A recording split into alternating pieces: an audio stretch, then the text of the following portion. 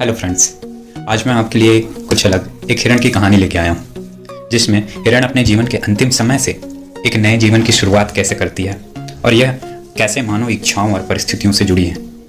जानेंगे a lot to know, a lot to discuss. और मैं हूँ आपका दोस्त शिवेंद्र राजपूत। चलिए शुरू करते हैं। एक हिरण जंगल में प्यासे प्यासे भटक रही थी। उसने आधे से ज़्यादा जंगल छान मारा, फिर भी उसे पानी की एक बूंद भी नसीब नहीं हुई। बहुत देर तक इधर उधर भटकने के बाद हिरण थक कर एक झाड़ के नीचे बैठ जाती है। वो जंगल के अंतिम छोर पे पहुंच चुकी थी, लेकिन उसे पानी नहीं मिला था। उसकी हिम्मत खत्म हो चुकी थी।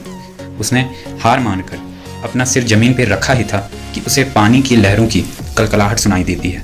वो तुरंत खड़े हो जाती है और उस आवाज का पीछा करने लगती है। अंततः उसे अंतिम छोर पे विशालकाय नदी दिखती है।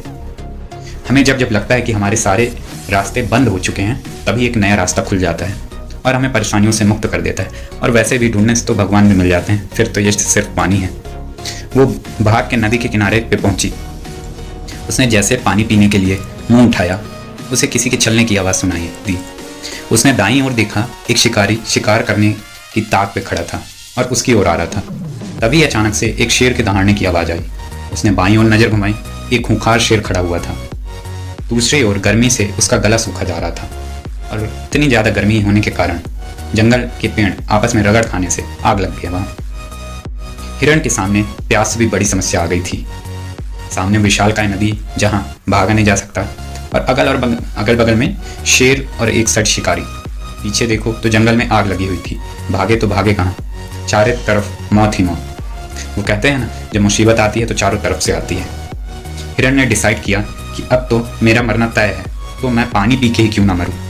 उसने पानी पीना शुरू किया कि बादल गरजने लगे और पानी गिरना, बारिश होना शुरू हो गया। पानी की वजह से शिकारी के हाथ से उसका धनुष फिसल गया, उसका तीर फिसल गया और वह तीर जाके शेर को लग गया। शेर को बहुत गुस्सा आया।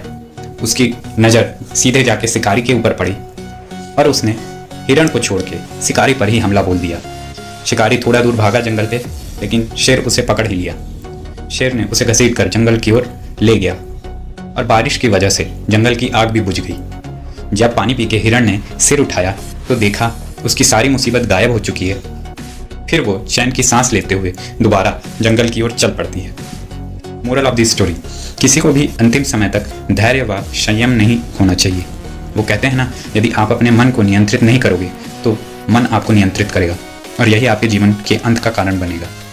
ऐसी ही परिस्थिति मानव जीवन में भी आती है और वो भी सारे परेशानियां एक साथ आते हैं।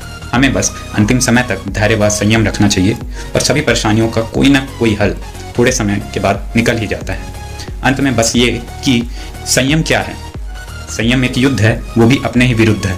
At last but not the least, Shivendra Rajput signing out.